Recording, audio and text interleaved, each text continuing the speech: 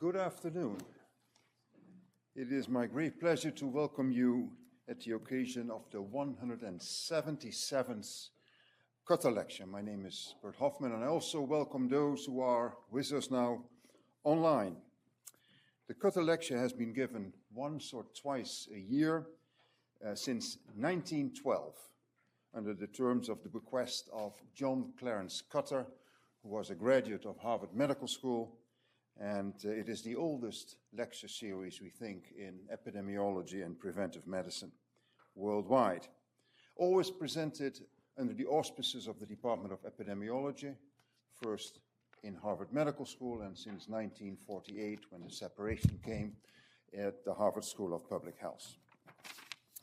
Today's Cutter lecturer is Dr. Katrina Armstrong. Dr. Armstrong leads the Health and Biomedical Science campus of Columbia University in New York and is also executive vice president for this at Columbia. She was, for a period, interim president of Columbia University, and Dr. Armstrong received her MD from Hopkins, Master of Clinical Epidemiology. She is one of us. She's one of us. From the University of Pennsylvania, and then stayed as a faculty member for 17 years at Penn. In 2013, she became chair of the Department of Medicine in MGH, Massachusetts General Hospital here in Boston, and a few years later, or 1 year later actually, also professor of epidemiology here in the Harvard School of Public Health. With many accolades, many awards, a member of the National Academy of Science, but it is, I'm quite sure, in agreement with everybody here to invite you to present the 177th Cutter Lecture. That's a long way already. Under the title, I read it for you, The State of Biomedical Science in the U.S. How did we get here and what can we do? Dr. Katrina Armstrong.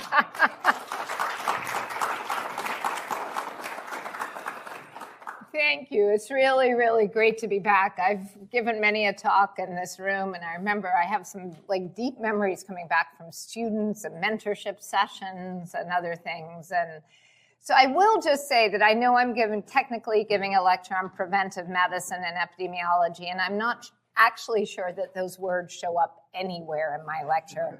So in the spirit of disclosures, I would like to say that I'm pretty sure that everything I say here has a huge amount of selection bias. I picked things that I want to say, put them in the talk. I have no concept of the generalizability. And so everybody who ever taught me epidemiology is probably rolling over right now and complaining. But for me, getting an opportunity to come and give this talk, it really was part of being able to spend some time over the last months and year really thinking at a very high level about what we're all facing as we think about biomedical science moving forward, and trying to understand as we navigate looking both backwards and forwards how we can use the experiences of the last decades, I hope, to inform what we can do better as we move forward in biomedical science. So I'm going to really talk today in 4 sections. I think most of what I'm going to talk about is what I see as the setting or the forces that have happened over the last 60 years that brought us to a certain place as we experienced the COVID-19 pandemic. I'm going to talk then much more briefly about some of what happened during the pandemic. And then I'm going to spend relatively little time on the aftermath, as we're all living that, I think, today. And most of my time, I try not to look at my phone. So anybody who needs more aftermath, you can look at your phones.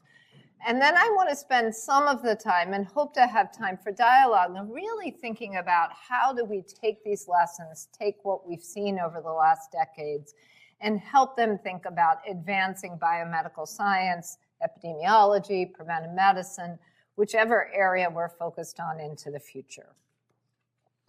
So I think that probably everybody here knows this man, Vannevar Bush.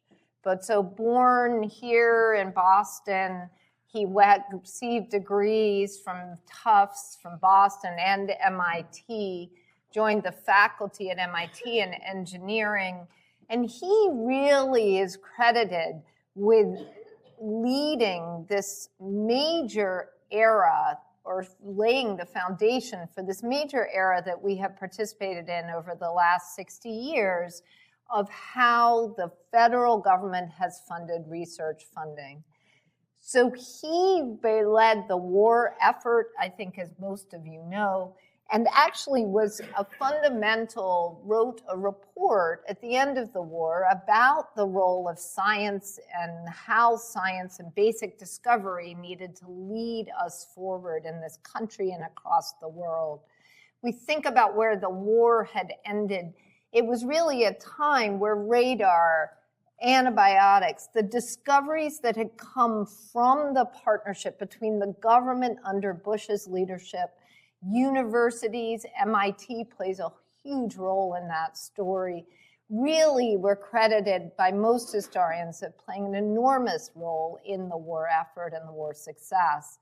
So that new era, 1945, the report that he wrote, really laid out the partnership that we still have had with the federal government, where the idea being that federal funding would go to research universities or universities where the decisions about science, the funding would be driven by the scientists, not the politicians, and that would lead to the advances in society that we've seen since that time. I want to talk now really about five major forces that between that time and now, I think have set us up or led to where we were heading into the pandemic and biomedical research. I'm going to talk about the remarkable growth that happened after that report with the federal investment. I want to talk briefly or a little bit about how we changed our focus, not just from discovery, but to the impact of those discoveries. I'm going to talk about something that I've spent a lot of my life on, which is the growing focus on margin over mission, you could say, that happened across healthcare, or the focus of margin to create mission.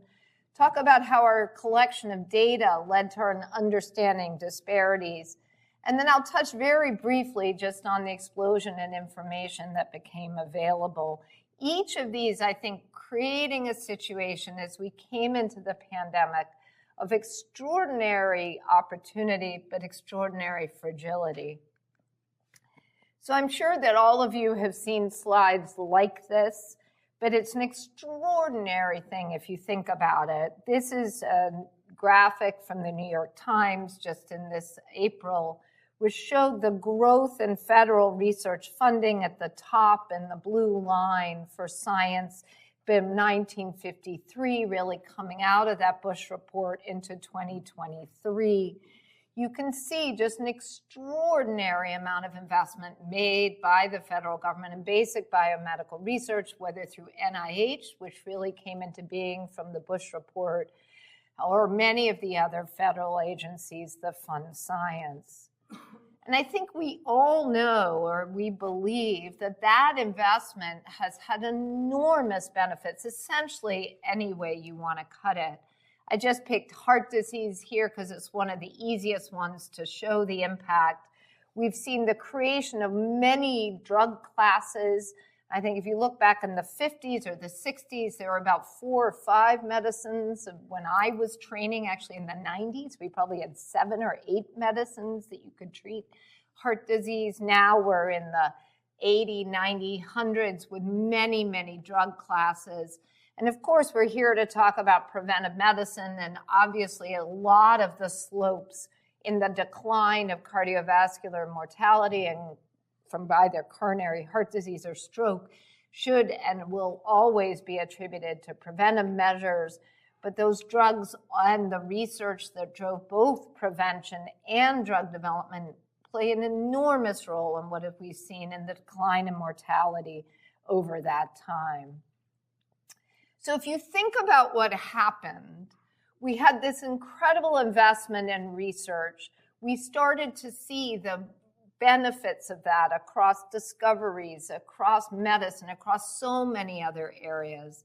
And then a remarkable thing happened, which was potentially particularly American, is that those same research universities that were leading this charge started to participate in, I think, an extraordinary competition.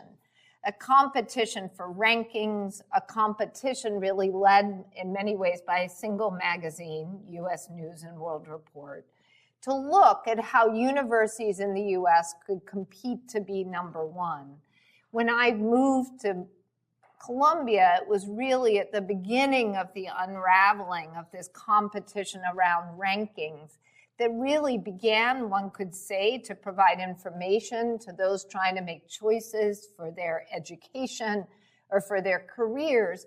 But it developed into an effort with extraordinary amount, I would say, of unintended consequences about how it influenced the behavior of institutions, and through the behavior of institutions, how it influenced the behavior of individuals.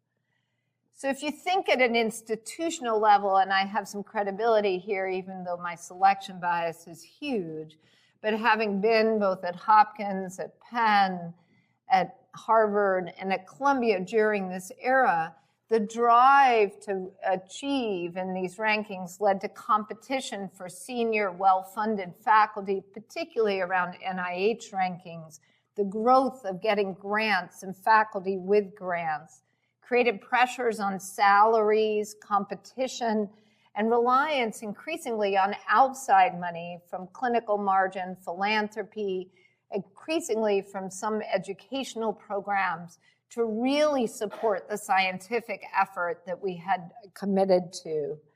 For faculty, and I know that I don't have to tell anybody who's a faculty member here this, but the pressure on getting grants and getting data to get those grants was really extraordinary. I think as I've spent my time across institutions, the mentorship and the promotion criteria that often focused in some places on the grants over impact, not here at Harvard, I will say, was an extraordinary pressure on faculty. And then on top of which, I think for many faculty, there was a pressure to get outside offer to have investment in their labs. So if you think about this era of growth, we had an extraordinary opportunity, extraordinary growth, but it also created some major stresses for academic institutions and for faculty. I could keep going, but I'll move on. So I want to spend just a little bit of time talking about the second force that happened. So if we had this investment in fundamental research, investment in basic discovery, it turns out that for centuries, certainly dating back, I hear, to the ancient Greeks, that discovery and research was seen as an end into itself. That we sought knowledge largely for the beauty and the purity of finding the truth. A quotation from Socrates, there's only one good knowledge and one evil ignorance. That view of research and of scientific research really persisted into the Enlightenment, where it turns out that much of science was conducted by what were considered gentlemen at the time. Individuals who had family funding to be able to do science, because the belief was that if you got paid to do science, that you were then going to be corrupted by political forces. And so to do science, you should be independently wealthy. I didn't know any of this either. How many of you guys knew this? Some, nobody, so not a lot. Yeah, it's a fascinating part of the story. You should be independently wealthy because otherwise you were going to be pressured to do things that would push you away from the truth to actually the ability to make money. Turns out that persisted really into the 20s. This is a great article by a scientist named J.B.S. Haldane in The Atlantic in 1922 called Science and Cash, one of my favorite titles yet, where he basically makes the argument that scientists at that time were being paid about 5,000 pounds, which in today's, that was a high salary, which today I think is somewhere in the $20,000 range, maybe a little bit more. And he argues that it's a huge problem and that we must start to pay scientists more because otherwise we are losing the ability for science to make the impact.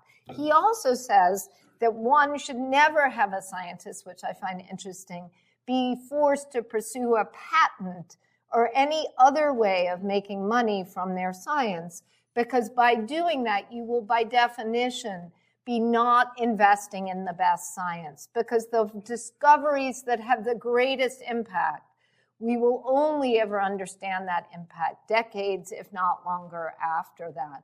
And he has a great example he uses about the discovery of insulin, which he argues was only made possible because of all of the people who spent most of their careers developing a test to measure blood sugar.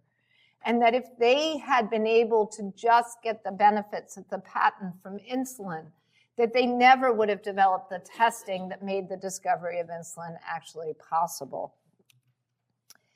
As we all know, certainly in my career, this has changed dramatically. The idea that science should be pure for science's sake has really shifted to say that we should be driven and committed to the impact and responsible for the impact of our science on human health.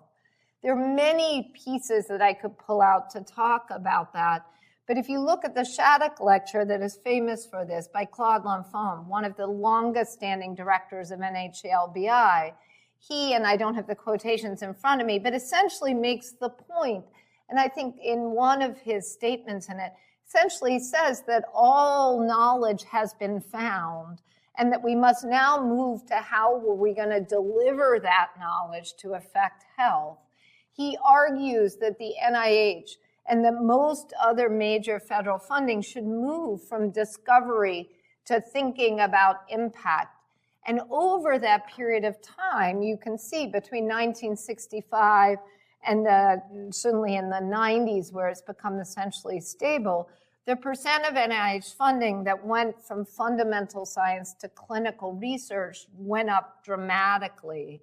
You look at the CTSA program, I think in 2012, one of the data points that I had was that the largest increase that was asked for several years in 12, 13, 14, over those periods of time in NIH budgets was for the CTSA program. So enormous investments made in this translational aspect of science. Another reason, and a big part of my career really happened about the same time, was that we realized that not only did we need to have clinical translation, but that actually the healthcare system was doing a terrible job in translating those innovations, so what we've proven to be effective, into actual efficacy in clinical practice. And so we proven to be efficacious into effectiveness. How could I get those wrong standing here? So we had really challenges that I think were first shown by Jack Wenberg here in a Science article in 1973, famous work in the state of Vermont, essentially showing, and I don't know how many of you guys, I love these data because they're so simple, but essentially showing the variation in surgical procedures across what they defined as health service areas in Vermont. And I think you can look at any one of those that you want on it, but with rates of appendectomy going from 10 to 32 per 10,000 people, rates of tonsillectomy was the most famous one, from 13 to 151. So create an entire field trying to ask the question of not only do we have to understand how to study discovery to make sure it gets into clinical practice, but once we know it works, then we are responsible for actually influencing that practice, changing the quality and the healthcare delivery. I, at that time, spent a lot of my career working on healthcare delivery and epidemiology and cancer and genetics, trying to understand how to improve that. Led the Robert Wood Johnson Clinical Scholars Program at Penn, a major effort trying to break down those barriers between how we saw something as working and how it was adopted in the community. Another program that was here and at Penn in that era, the Health and Society Scholars Program, again, really dedicated to crossing that impact. So as we headed into the pandemic, I think it's probably not surprising.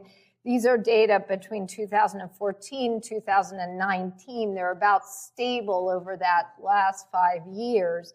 That if you surveyed either scientists on the left or the general public, most scientists thought they should be involved in public policy debates.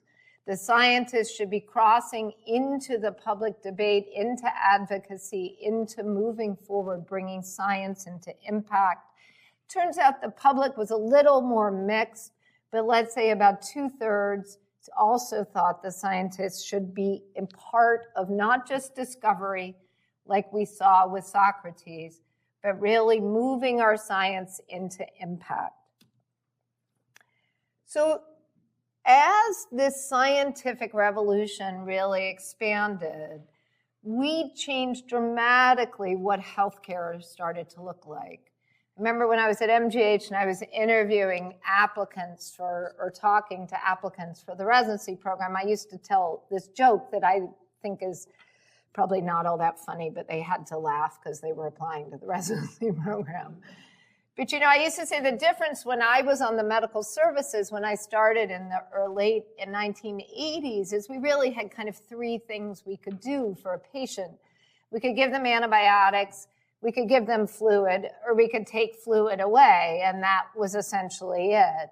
If those were the 3 things you could do, you didn't need a lot of stuff to do those things. You could have an IV pole, you had a room, but we had very little need for technology, for big buildings, for capital at that time. But as healthcare transformed, because of this investment in biomedical research, we also had to transform healthcare. New treatments, new technologies required lots of healthcare infrastructure, including machines and buildings.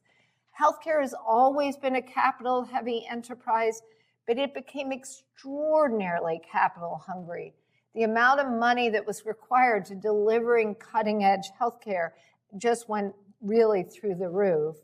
It also meant at the same time, and I won't go into this, that we were starting after the Wenberg findings to start to measure those gaps in healthcare. We were measuring who was getting what and what the right quality of care was.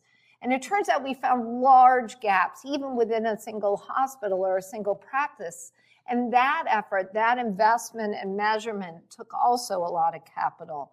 So massive need of investment that I really think came from all the right places. It came from the need to take those new treatments, those new technologies, to address our gaps in quality. But because of that, hospital systems everywhere started to need margin, to focus on driving margin across academic medicine. This is a graph that just shows what has happened to funding in medical education programs. So this is essentially med schools. That's what it means when it says LCME accreditation, and where that money is coming from. And I don't think you can see the yellow is medical service. So that money over this period of time has become all coming from our clinical medical services well, Harvard is a special place for them, the medical school, let's just say. But for the vast number of medical schools, the vast amount of money is coming in from those medical services. The margin off of those medical services became central to achieving everything we thought we needed to do in delivering clinical care. It also, because we became very good at it, that margin started to grow. This is an old slide, but essentially it's from the mid-2000s, showing that across these health systems, they started to provide really substantial amounts of money to their universities, Vanderbilt, Mississippi, Emory. So universities now became dependent on that clinical revenue. So it wasn't just funding science in the medical school. It was funding science in the engineering school and arts and sciences. It was funding science across all of a university. It turns out that it was working some places. If it had been working everywhere, I think the pressures might have been lower. But it worked well some places and not so well other places. So the people responsible for maintaining that margin always had to worry that they were going to move from the left side of this, a high-performing hospital that has a margin on the bottom there of 7%. This is data from 2000. To the right side of a margin of minus 14%. And so it was a time of great focus on margin and also great instability and fear about the swings in those margins across institutions. One of the ways that healthcare systems drove that was by focusing on how volume and documentation. I'm not going to spend a lot of time talking about the implementations of electronic medical records, which were obviously central to achieving those quality and measurement goals that we talked about. But these are data that basically show what a doctor's life is like in Epic. Some of you know that Epic is the electronic medical record system that most large academic medical centers use. So it turns out that if you look at it, almost everyone is on Epic by 7 a.m. They're documenting, they're writing notes, and it goes on until 9, 10 p.m. So doctors taken up in this margin-driving effort to increase volume are driven now to be documenting, seeing more patients throughout the system. And the burden of documentation of volume grows and grows. One of the key pieces to this is that the changes that brought to the physician-patient relationship and how I think that set us up for one of the challenges as we headed into the pandemic. So for a long, long time, we've known that patients who say they have a personal provider or have some relationship with a single physician have better health outcomes. It's not really ever been clear to me as a primary care provider where the causal link is there, I will say. But I do think the marker of having a connection to the health system is a sign of engagement and a sign of people's participation in how we think about this enterprise of health and biomedical science. It turns out that the proportion, as all this growth was going on in healthcare, that the proportion of patients who reported an ongoing relationship with a personal physician declined from about 62% in '96 to a little over half in 2018, and it's continued to go down. In 1996, if elderly patients hospitalized, about half of them saw a physician who they knew while they were hospitalized. By 2006, it was down to 40%, and that number has, out of any physician they'd ever met, that number's continued to go down. If you look at what happened to elderly patients between 2000 and 2019 in the ambulatory area, it turns out that most patients over 65 see their primary care doctor about 3 times a year. Before 2000, they tended to see the same person. If I were their doctor, they would come and they would see me at each visit. By 2019, they were more likely to see 3 different primary care doctors in 3 different visits at the same practice. They also, the proportion of elderly patients seeing 5 or more physicians went up from 18 to 30%. And I think it's well known that given the rise of hospital medicine now across all specialties, not just general medicine, but in cardiology, oncology, that less than 5% of patients are cared for now by a doctor they know, including their primary care provider in a hospital. Of course, the impact on patients is also reflected on the impact on physicians, and there was, over this period, a significant increase in burnout amongst physicians. I'm not going to spend a lot of time on that. These are just data that show the percent of physicians reporting burnout from 2012. Those numbers were essentially the same heading into the pandemic in 2020. So I want to talk just now about one of the other forces that I think was a major part of where we were heading into the pandemic, and I think explains still a lot of where we are and will be going. One of the remarkable stories, if we look back from the World War II era to now, is how we embarked, and I'm sure everybody in public health knows this story, but how we really embarked upon the era of collecting data on our population. It turns out, and maybe this isn't so surprising if we look at our current government, but an enormous focus throughout the World War II effort was on the fitness of men to serve. And it turns out that out of all of the physicals that were done during that period, that about 30% of men were seen as physically unfit to serve. The reality is that most of that was because of mental incapacity or mental illness, about a third of that. And then the list of other conditions is extraordinarily long, probably similar in many ways to what we'd see today. The maps, here's a map that just shows you that similar to today, the health problems clustered in certain parts of our country. But given that 30% rate, that the Congress and that the government at that time was so concerned about the health of the public if there were to be another war, and the need to have a healthy public and to be able to address this, that they created the National Health Survey Act.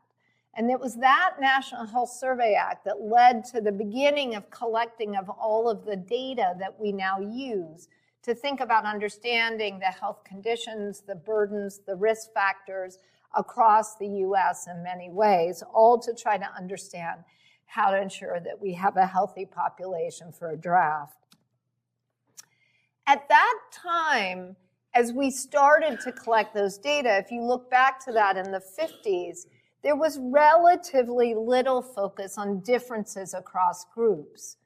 Really, you have to look hard to be able to find times where people were comparing, either by geography, by race, ethnicity, in terms of the burden of disease that was experienced.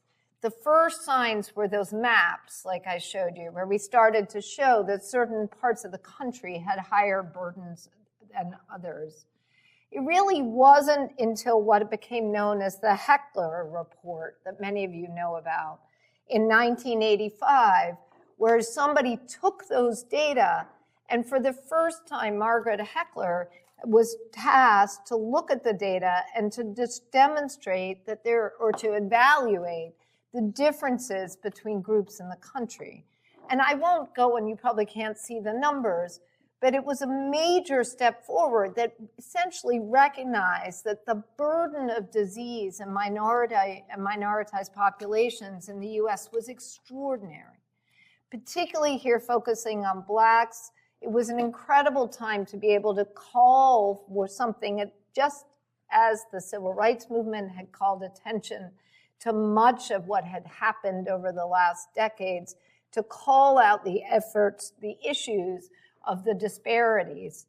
Those disparities, I think, as we all know, eventually move forward in many, many areas. And I've spent a lot of my career on understanding the causes and how to address disparities in healthcare. And so that effort to understand differences led to many, many things that I won't go into. But one of them was this effort around unequal treatment. So a report from the national academies that really laid out what we needed to do in the healthcare system to address the fact that people were not getting access, quality, and outcomes that they deserved. And then we started to see, and I always wonder whether or not we were there, but we started to see over time that the rates and the changes were starting to come together, that we had made improvements in mortality, particularly among non-Hispanic Black populations. These are data from 2017. And so that as we headed into the pandemic, we were in an interesting time of growing frustration, of not being able to identify the root causes and fix them in the ways we wanted, but also some sense of optimism that we were seeing changes in mortality and in differences between groups. Finally, the last force I want to comment on briefly is something that's been incredibly well described, and I won't spend a lot of time on it. which is just the change in the information environment that we all experienced over these decades. This is a great piece from a scientist named Price, and I like it because I always imagine that he, it was a great moment where he's looking at the advances in all of scientific publication, but I imagine he's like drawing this graph himself at his desk, which I appreciate. And so he basically has shown something that's been shown since then, which is that if you look across scientific publications, that we increase the number of journals or publications by somewhere in the 4 to 6% a year, that we double it every 8 to 10 years. And so that the massive amount of scientific knowledge that this investment, the Vannevar Bush called for, created, really led to an explosion in information beyond anybody's ability to manage it. That also led to changes in how that information was stored and guarded. This just talks about open access, so moving from a period in the early 2000s where very little of those publications were available publicly, now to the number of open access journals you can see being in the 18,000 as we head into 2020. Really an extraordinary growth in the amount of information and in the ability of the public and everyone to access that information. It turns out that, of course, patients went to the internet, they go to AI. There's so many studies, I don't have to convince you, that getting that information, using internet information for healthcare, for public health decisions, for preventive health, was a part of the milieu we were experiencing as we headed into the pandemic. The point I wanted to make is that in part, that was happening because patients couldn't then access their doctors to get the information they wanted. So this is an old study from the early 2000s that took the HINTS survey, a National Cancer Institute study, and looked at where patients wanted to go for information for cancer and where they did go for information. On the left, it looks like, as you can see, and it changes a bit by age, that people wanted to go mostly to their doctor, particularly if they were older, younger patients more comfortable with the internet. Again, this was in the 2000s.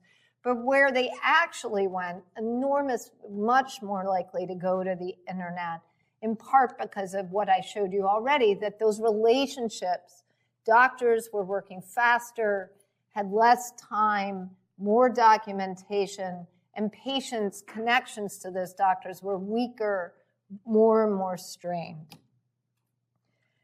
So if we look at where we were, really, as we headed into 2020, I think we were at a time where if you had asked me, I was at the Mass General then, I would have said it was the greatest of times in biomedical science and in medicine. That we had the greatest discoveries coming out, that we were focusing on translating them into clinical practice and fixing the healthcare system, that we had access to information like we had never seen before, that we had recognized disparities and that we were making progress on them. I remember giving those talks, that we had a new commitment to not just discovering the knowledge, but to driving it forward. And I still think at that time that glass was incredibly half full, if you think about it. You can also look at some of the data that came out about that time and I think start to see the cracks in the foundation that really were there even as we focused on all the science and all that we could be doing. So already between 2009 and 2014, if you surveyed US adults, fewer US adults thought that our science was best in the world or above average. Only 54% in 2014, remarkably low if I look at it now. If you look at what we thought about medical research scientists, only 43% thought that we did a good job conducting research all or most of the time. It's funny because I remember looking at those data then and thinking that that wasn't so bad. But when I look at it now, I have to say, I think, what on earth are we doing with the other 60-some% who think that we don't do a good job conducting research? We could keep going down, and I'll just focus on the bottom one for a second about admitting mistakes and taking responsibility. Only 13%, this is in 2019, thought that medical scientists did a good job admitting mistakes and taking responsibility. So I'm not going to spend a lot of time on this phase because we all lived through it.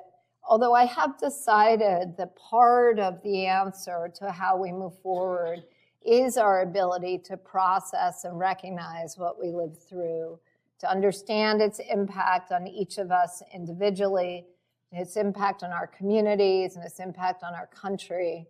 But I think we all remember, it was actually my birthday is March 13th, which is not a good day. It's been a very bad day in my recent history twice.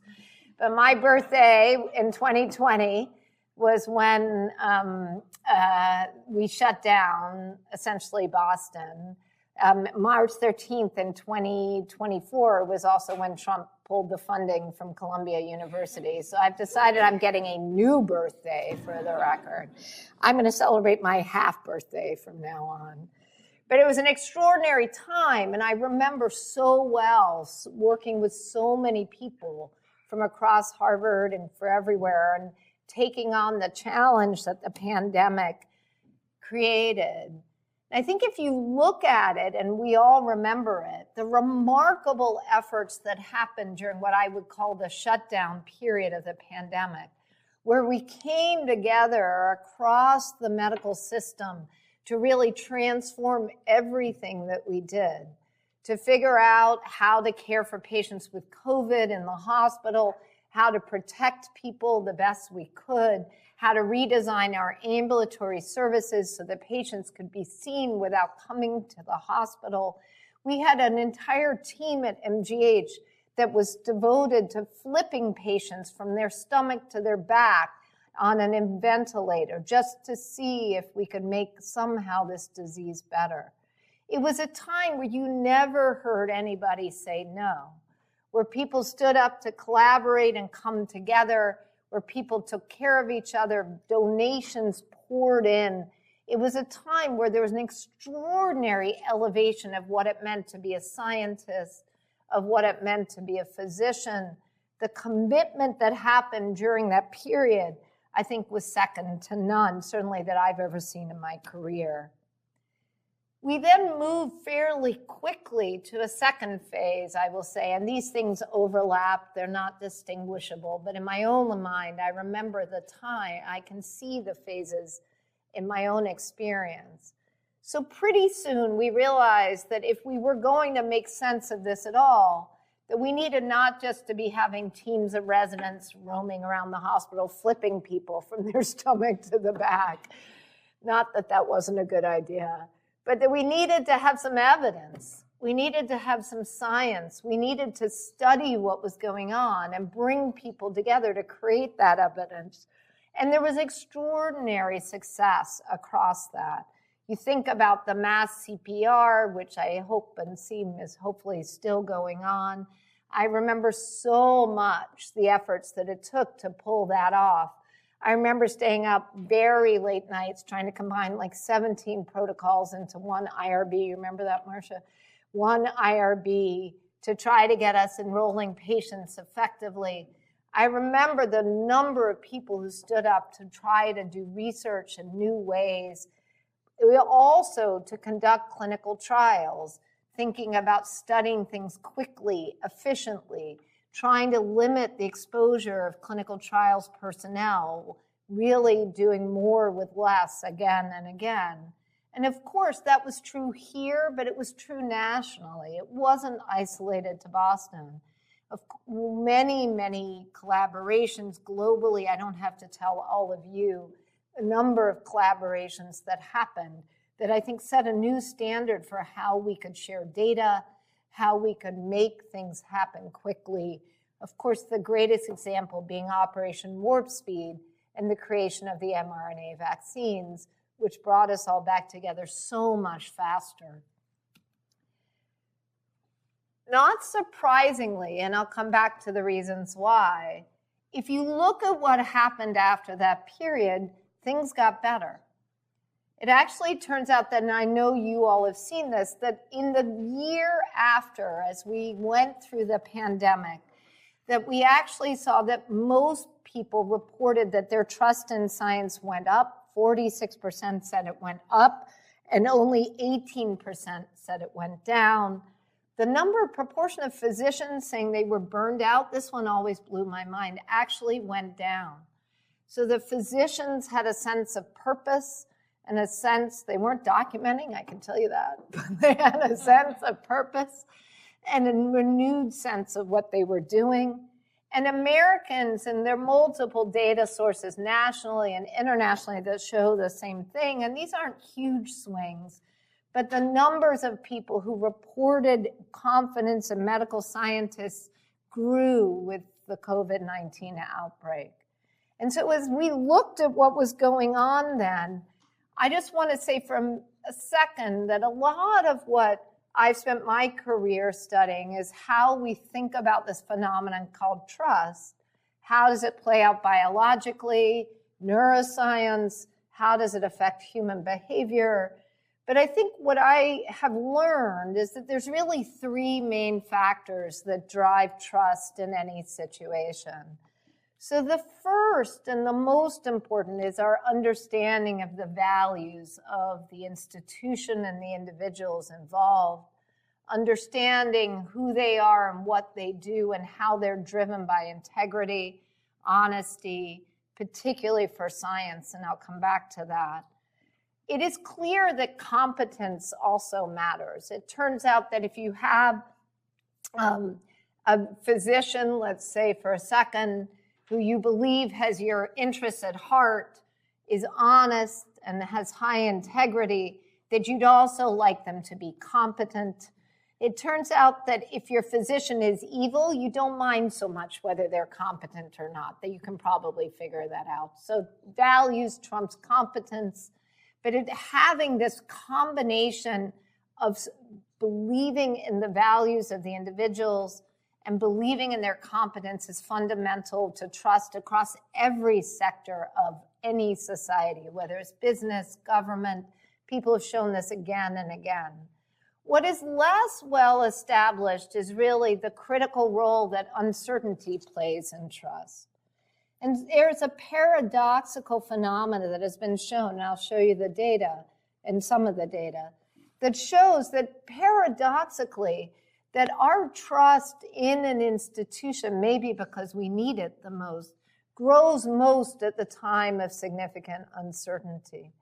And that it is uncertainty that lays that foundation for creating a belief in the competence and values of the people. So of course, what we know is that even though that we had that upswing in trust, I believe because of an understanding of the uncertainty, the tremendous uncertainty that the COVID-19 pandemic was creating, and the perception of the integrity and the values of the scientists and the doctors at that time, that it didn't last. And that over the next year, that changed, and the number of people reporting confidence in scientists dropped substantially. This bar graph, or up on the left, shows that the proportion of individuals saying that a scientist, the third row, would act in their best interest dropped from 80% in 2021 down to 68% in 2022. The proportion of physicians reporting burnout between 2020 and 21 jumped dramatically. And you can see the same data collected by the Pew Foundation at the bottom in terms of public confidence in scientists and medical scientists. Medical scientists, the public confidence, or the US adults that had a great deal of confidence, dropping from November 2020 to December 21st from the 40s down to 29%. And so what happened during that period? I think we all lived it. But my hope is that by looking at some of that and looking at where we are now and learning from the forces that were driving us to the setting as we headed into the pandemic, that it can help us as we move forward. So if we go back to where we were, a time where we had rising trust, a recognition of uncertainty, and a lot of scientists speaking with a humanity about their values, a growing understanding of the competence of science. One of the good news stories, actually, is if you look at the US public, the proportion of them that can talk, can feel they understand something about science has grown from like 30 to 55% over this period. They may not like it, but they now think they understand it more than they did. So we had at the same time some major changes that happened during that time. And I'm not going to spend a lot of time on the right and the wrong of these events. I was part of a lot of them, and I know that we all thought we were doing the right thing at each moment as we did this. So if we look first to the right, and I'm going to do that one the last. So if we look down the bottom at new variants, I think one of the things that we found was that we had minimized the understanding, even though scientists knew it, but the general public did not fully understand the impact that new variants would have. And the growing number of new variants led, yes, to a sense of uncertainty, but increasing a concern about the level of competence among scientists and whether or not what we were recommending was actually going to be addressing what was happening. I don't know how many of you remember the vaccine access program's rollout. How many of you lived through that? So to say that was chaotic is an understatement, I would say. So each state having its own ways of doing it, different levels of priorities. Us at the MGH, I remember never knowing whether we were going to get vaccines, not going to get vaccines, where they were going to go, who we could give them to. Lots of challenges in the vaccine access rollout, creating beliefs about competence, and I think increasing concerns about values. We had extraordinary challenges with disparities in how people experienced the pandemic and in our failure to address that experience. Those curves that I showed you that started to narrow, they widened again quickly. And so that sense of optimism about us being able to take on one of the greatest causes of health problems in our country, the disparities across groups, really grew for frustration for everyone, that we had moved backwards, not forwards. And then I put this as disrespect, although I don't know the right word for this. As I look at it, the dialogue and our ability to have dialogue in ways to think about how we shared stories and understood differences of opinions. I know that I talked to many people who felt that they could either be accosted for wearing a mask in a given setting or not wearing a mask in a given setting. And that level of focus on being sure we were right and judging others, I think created an enormous decrease in trust and growing sense of distrust. I want to spend just a minute on mandates, though, because these are a really interesting topic as we think about trust, regulation, and mandates and how they play out. So over the years, people have studied how trust relates to regulation. And it turns out that there's a fairly strong indirect correlation. So these are data about market entry, where it's been studied the most. And it basically shows that the less regulation you have, the better for market entry, and that the strongest predictor of that is distrust. So countries that have higher levels of distrust have much higher regulation, and they have much more trouble with market entry. This is just a regression essentially showing the same thing in yet another, this is a different data set, but same results. And you can see the trust variable up at the top. Number of procedures here is not cardiac procedures, it's the number of procedures you have to take to make a company. And as you can see, they're inversely related. So the higher level of trust in a country, the fewer procedures, and the lower demand for regulation.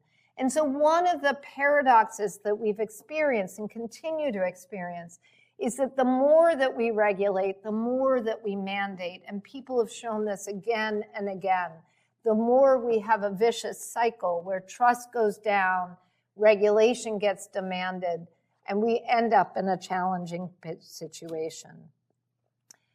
I'm not going to spend any time on the aftermath, maybe just for all of our mental health, but let's just say that as we've headed out of this has not been easy on biomedical science in this country, maybe across the globe. We have cut funding. We have decimated the federal funding, not just in the amount, but in how it is being shared, going to be allocated, called into question the Vannevar Bush philosophy about scientists leading priorities. And so we're at a new era of thinking about the future of biomedical science. I want to spend just a second talking about, and for any of you who are historians and students of the Spanish flu or the influenza epidemic or pandemic, there are really interesting similarities and differences about what happened then. A time where there was also a remarkable initial increase in trust in science.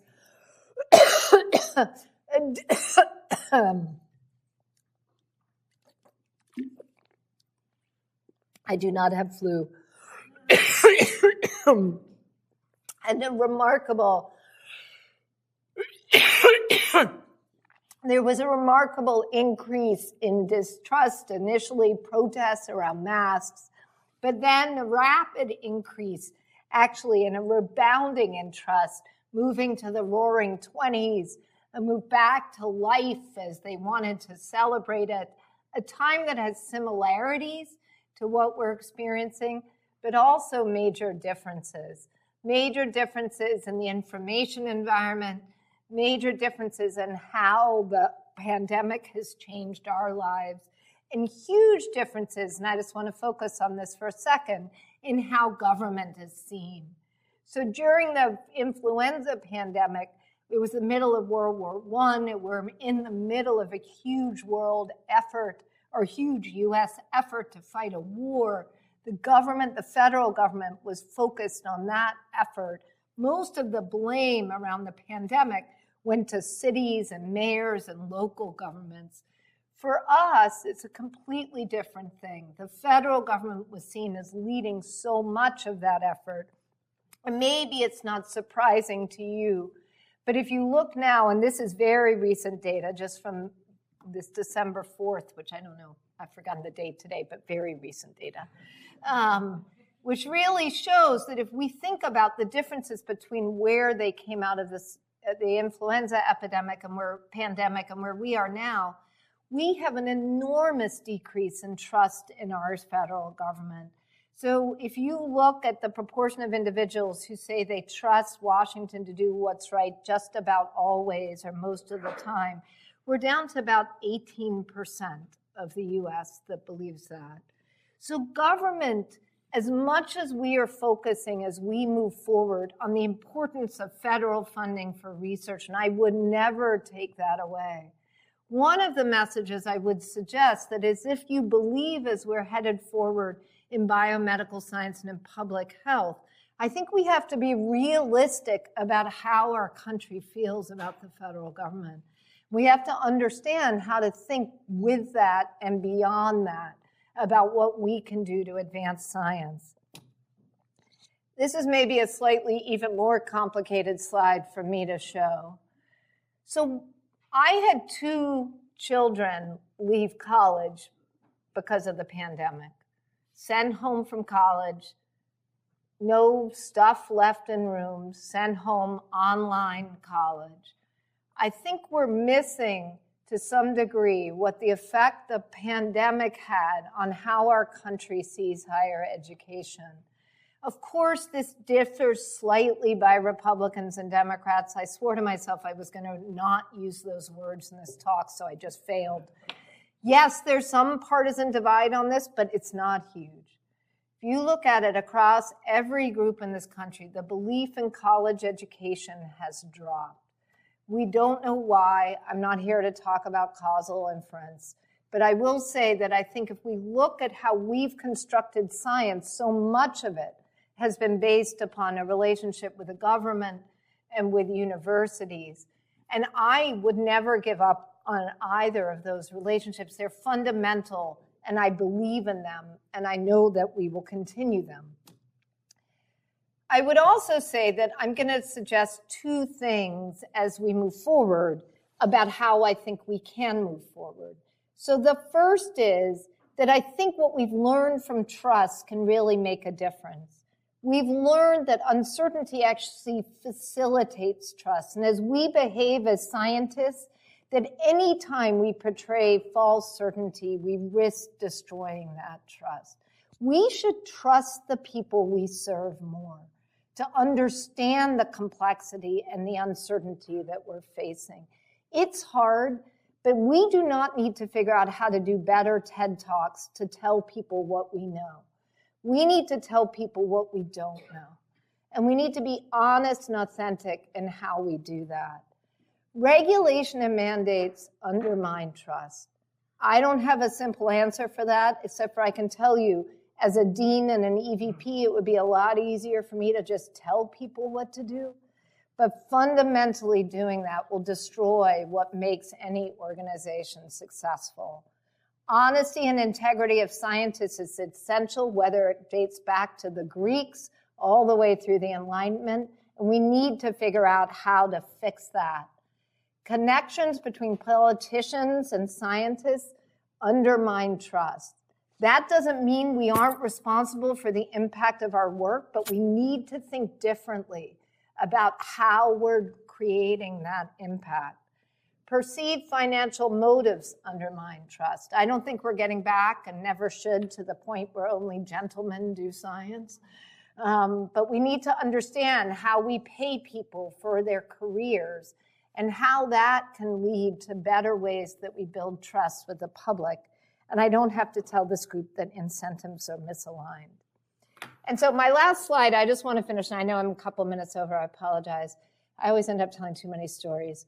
The reality is that I think we're at a time where, as you all think about the future of public health, here, going back to the National Academy's report from 1988, and I know there's been multiple other reports or visions since then, I think there's an incredible opportunity to recognize that, yes, it is built on partnership with the government and partnership with universities.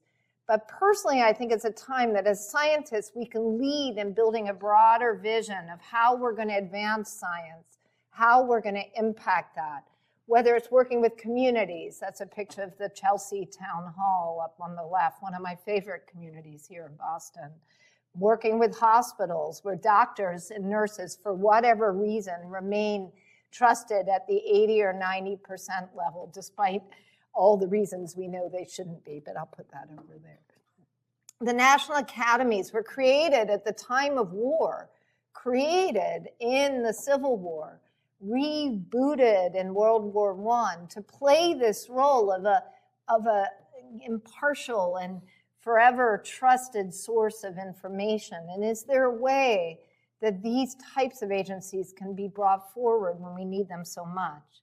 What are the partnerships with insurers? Increasingly, a lot of health is driven by payers who want to do preventive medicine, who want to think about population health. How can we think differently about those partnerships? We're going to have enormous amounts of money put into this by large donors. The CZI BioHub, probably one of the more remarkable ones. And then, of course, the private sector. People, partnerships, thinking about how to advance biology and science. So I'm going to stop and just say that even as we head into this new era and think about the forces, that I personally believe that we're at an incredible time. I've decided that the motto of all good biomedical researchers, Harvard, Columbia alike, is never waste a good crisis.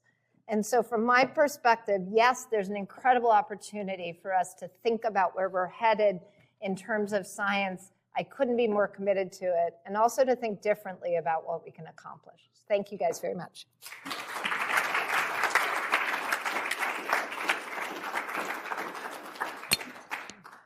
Katrina, thank you very much. I nominate as your new birthday, December 8th. Okay? Yeah, I'm done with March 13th. I'll tell you that. Yeah. Can we take a few I'm sorry, I'm over, questions but or I'm happy comments? to if people want to stay. Yes. I'm not going Please. anywhere. Who can I give the floor for questions or comments? Yes, please. Perhaps put on so that people who are online can also hear us and push the button. Yeah. Thank you. Thank you so much for the presentation and all the information. Very appreciated. I was wondering, is there a correlation between the increase in the knowledge that's accessible on one hand and the population's health outcome on the other hand? Because I was wondering, since so much information has been generated and is readily available, are people healthier than in previous generations, or are they worse because of competing misinformation? And also, as a sub-question, is there a way to efficiently address misinformation in the general public?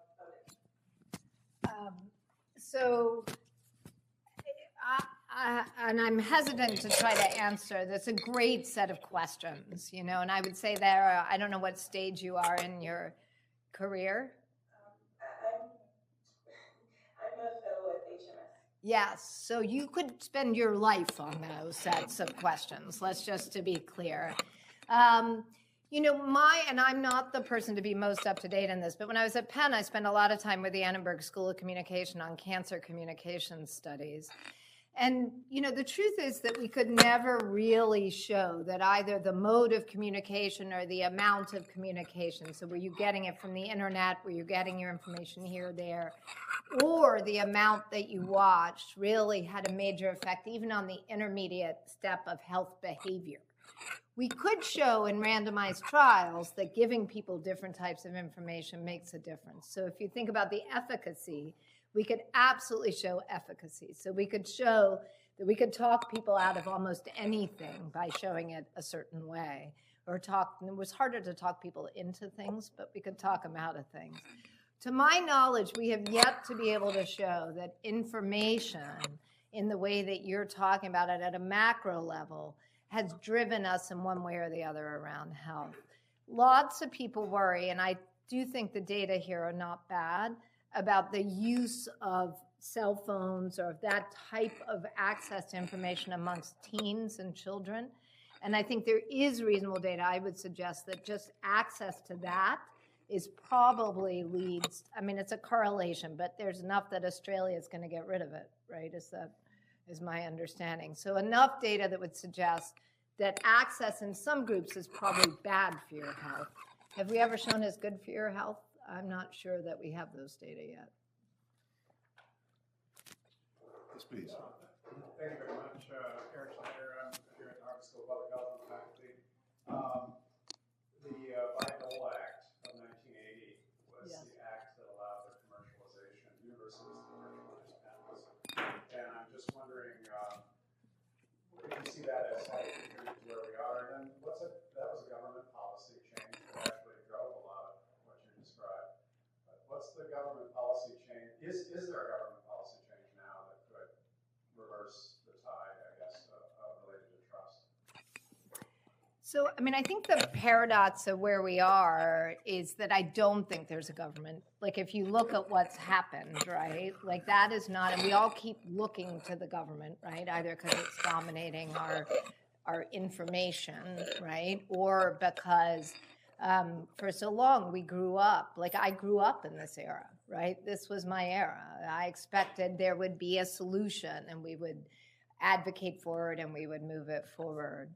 So my sense is that we really are probably in a different era where we're bringing together networks of people and individuals and organizations to take on some of these major challenges as we face forward. One of the areas that I'm obsessed with right now, which is probably not, I don't know, it could be preventive medicine, is actually how we're going to do cell and gene therapy. I think if you take that as an example of what could we do to break out of this paradigm that I've just we said we've gone into, where we don't use the same types of ways of IP and patenting. We think about delivery in a different way and incentives in a different way. Maybe there's a way to use examples like that. So I think you're exactly right. I don't know that I have insight into where we would be if the path, it's like that old, the path not traveled, if we hadn't made it so that universities could patent and do what we do. But I think given that we've done that, I think there's opportunities for universities to think, and health systems and groups like the BioHub to think really differently about the profit motive and what they're developing. And I'm hoping we can get there. Thank you. Katrina, thank you very much. No, I have a few thank yous. Okay. A few thank yous. A few thank also, yous. I have an object. Oh, wow. Yes. Thank you very, very much for a great Qatar lecture. Thank you. And here, as a remembrance of that and a sign of that, we have a plaque. Oh, lovely. Which says basically that you gave the card. So that you don't forget it. I won't forget it. Thank Wonderful. you very much. Thank you. Then Thank other thank yous. Thank you to the Qatar committee. We have a committee for organizing this, and for the many others who have been involved in this, but in particular, Coppelia Liebenthal. Thank you very, very much for organizing this. And then thank you all. And before I invite you to go up to break through a bit of our budget cuts and have a celebration of the end of the year, our dean is here, so he is part of it as well. I would like to say a few words at the end of this year. This is certainly, in many senses, Columbia, Harvard is a very, very challenging year for us. And therefore, I thank you most sincerely for all your creativity. Katrina mentioned the way being creative, for your enormously hard work, and for all the things you did in this year. I hope you will have, and I trust you will have, happy holidays, have a great Christmas, great Hanukkah, or however you want to celebrate. And I hope you will, and I trust actually also, given how strong we are, that you will have a great start of 2026. With that, thank you all very much, and let's go upstairs for the celebration.